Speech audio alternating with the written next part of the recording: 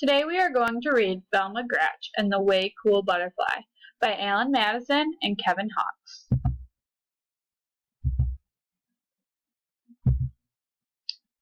Velma Gratch was the youngest of the three Gratch sisters. Frida, the oldest, had gone through first grade first, followed by Fiona.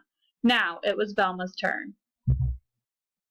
The chorus teacher remembered Frida best because she had a voice like an angel.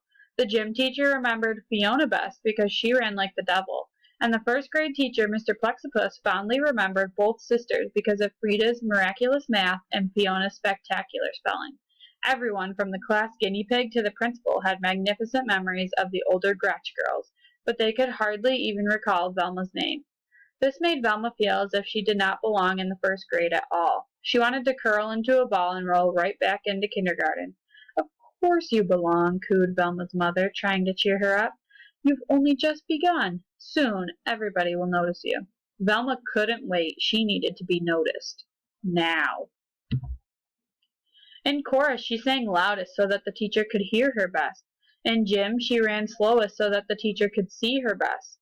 And in class, she refused to read and muddled her math. Mr. Plexipus lamented that she was the first Gratch sister ever sent to the principal's office. This brought a small smile to Velma's lips. Littlest Gratch, why are you singing so loudly in chorus and running so slowly in gym? Inquired Principal crossly. Because, answered Velma, I want you to remember me just like you remember Frida and Fiona. The principal's owlish eyes opened wide.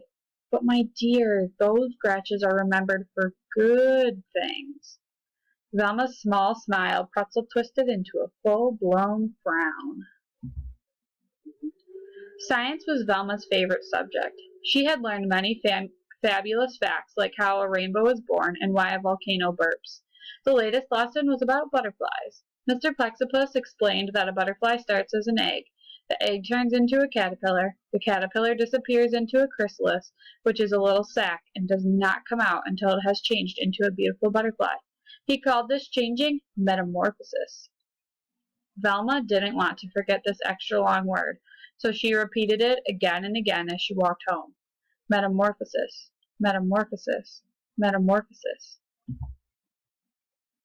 Frida, when you were in first grade, did you study butterflies? Velma asked her oldest sister. No, we learned worms, Frida replied. Fiona, when you were in first grade, did you study butterflies? Velma asked her middle sister. No, we found out about frogs, Fiona stated. Well, said Velma proudly, we are studying butterflies and metamorphosis. That's way cool, Frida declared, and Fiona bobbled her head in way cool agreement. Velma read everything in the library about butterflies. She discovered that there are 20,000 different kinds, which was a lot. She adored the ones with colorful names, brown elfin, frosted flasher, sleepy orange, and the ones with funny names, comma, question mark, American snout, not to mention the ones with strange names, morpho, painted lady, gossamer wing. But her favorite butterfly of all was the orange and black monarch. When it got cold, all the monarchs would fly south to Mexico to stay warm.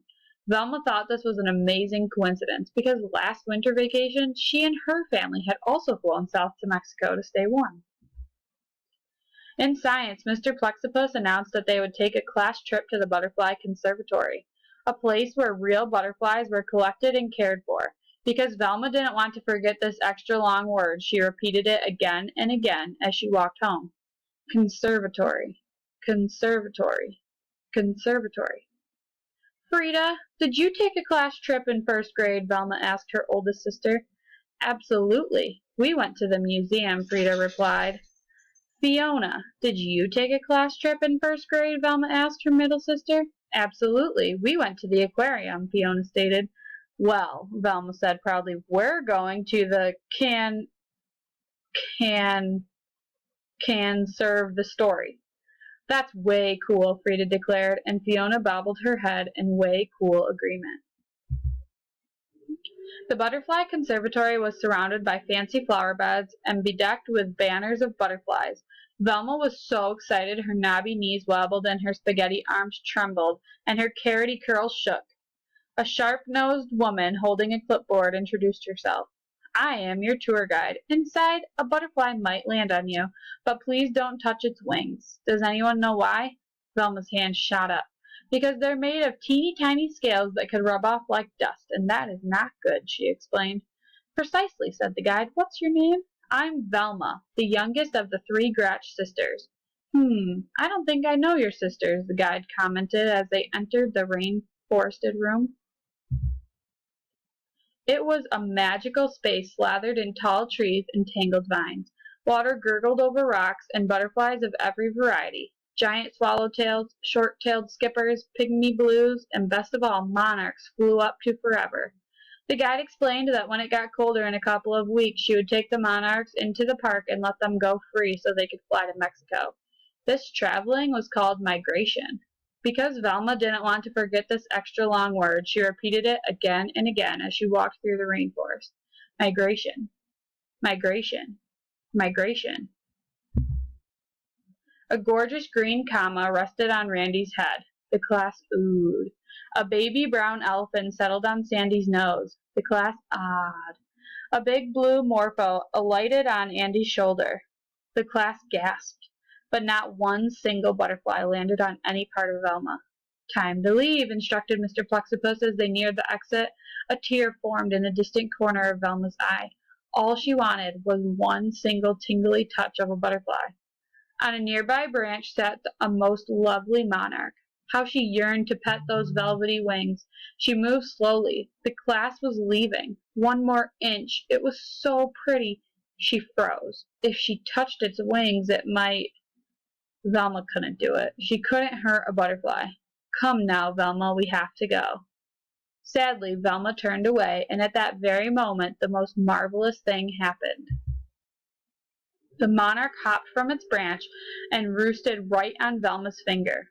Delicate wings slowly folding, antennae twitching, weightless and wondrous, the insect sat. Velma was in heaven. The bus is waiting, her teacher called. Velma placed her finger next to the branch. Bye-bye, butterfly, she whispered, but the monarch didn't move.